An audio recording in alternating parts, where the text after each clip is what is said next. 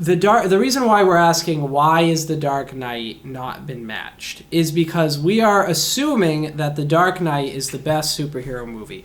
Is that fair to say? I would think without a doubt. I mean, what the hell is even competing with it? Nothing. Huh. Tobey Maguire's Spider-Man? That's a joke, right? Fuck no. The Dark Knight has no real competition. The only movies that are close to The Dark Knight are the other Christopher Nolan Batman movies. Batman Begins and The Dark Knight Rises are similar in quality, but they're not quite there because they don't have... Bane was a really interesting, phenomenal villain, but, there was just a little bit too much going on there. Yeah, I almost felt like with that one, it was so close to being The Dark Knight. Yeah. And then as soon as you find out they do that little roll switch at yeah, the end, I didn't like that. Like, that defeated everything you just built this up to be. And that is a tangent, but that's true. Yeah. But we're under agreement that The Dark Knight is the best superhero movie. If you don't agree with that, I don't know what you're going to pick. Like... The Avengers is a joke. Like, The Avengers is a blockbuster of constant action with zero character development, zero philosophy, zero political Which don't anything. get us wrong, it's fun to watch. It's but fun. It don't mean shit. It's fun, but the quality is only in the special effects, and that's it. There's no real characters. And the witty one-liners. Yeah, but, I mean, it's just a run-of-the-mill action superhero movie. So, the first question is, are movies even striving to be as good as The Dark Knight? Or are they leaning more towards the Avengers, where they're simply following the formula because they know people will pay to see the movie? It really depends on what movie you're looking at. Because, a majority of the movies follow the same approach that Spider-Man took with Tobey Maguire, where they just make a generic storyline, they throw a whole bunch of action scenes, maybe a little romance, a little comedic shtick, so to speak. Yeah, it is very much a formula, right? You have an origin movie, you introduce your main character, you show how they got the power, you have a couple moments of humor in there, and you have a lightened tone where the audience doesn't feel too depressed. And Tobey Maguire proved one thing outside the fact that he's a horrible actor in that movie, is that if you can get people to pay attention for 5 minutes, you're good for at least 2 more movies. Yeah, exactly. So it really comes down to playing a safe story that everyone already knows. Like, everyone knew the story of Spider-Man. Everyone, has the basis for Iron Man. Everyone knows the Hulk. These are movies that really don't even need to be made. But they make them because they know people will pay to see them. So... Honestly, but now, especially like when you're looking at the Avengers, like they're separate movies, like Captain America and Iron Man and the Hulk. Yeah. Well, Iron Man started it. Iron Man came that's first. That's true. And that was a huge success. But when you look at Captain America and the Hulk and all that jazz, they're basically filler movies. They're not the storylines aren't even to the same quality as the original Iron Man was. Yeah. And they're basically saying, we're going to make a shit ton of money on the Avengers movies, which are decent, though lacking of depth, but decent.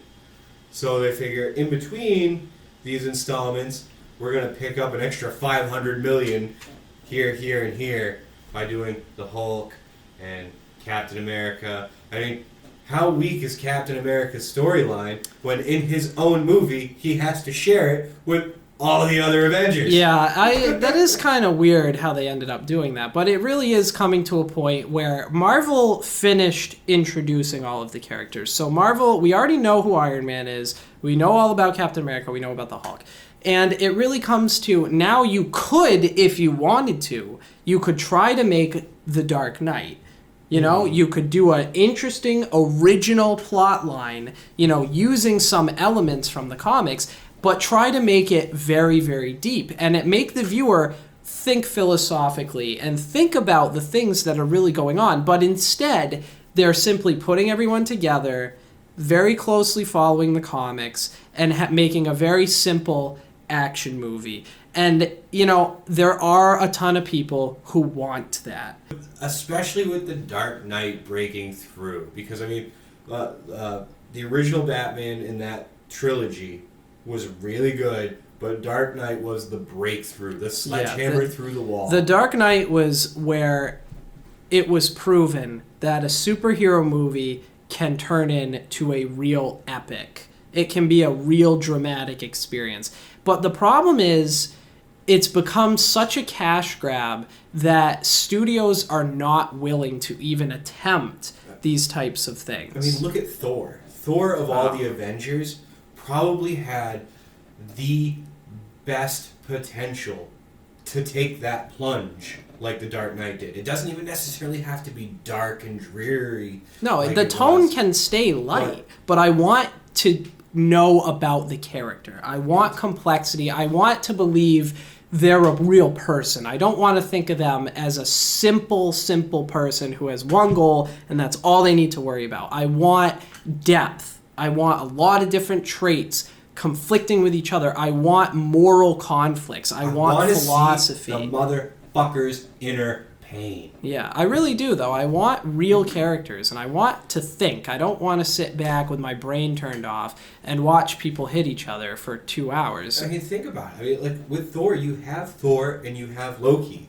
Those two characters are perfect to be able to intertwine and really get to know them. They are such the contrast to each other. And that was a missed opportunity because they simplified both of those people, both of those gods, and they made it simply good and evil. They didn't explain any depth. Like, you know, the reason why Bane and the Joker were so interesting was because we had to learn about them and we were trying to figure them out as the movie progressed. And they had motivations, but we didn't fully understand the motivations until the film started to wrap up. And they intrigued us just to learn about who they are. Loki, we knew who he was in 10 minutes. We knew exactly who he was and what he was going to do. And we didn't learn anything as the film went on. The closest thing to depth was like, oh, at the end, yeah, you're actually not one of us. You're some weird other creature that we've enslaved. Greyjoy the second. Yeah. But that's such a whiff. And it's like you said, with Bane, you learn so much of who he is before you understand who he is. Yeah. So when you learn who he is, who he was, helps make it make sense. Yeah, exactly. And there is so much more interest there. Watch me now, watch me now, watch me now, watch me now. And if you keep pushing against Batman v Superman, you're just going to end up with different superheroes in the same movies we already have. Is that what we want? Cookie cutters.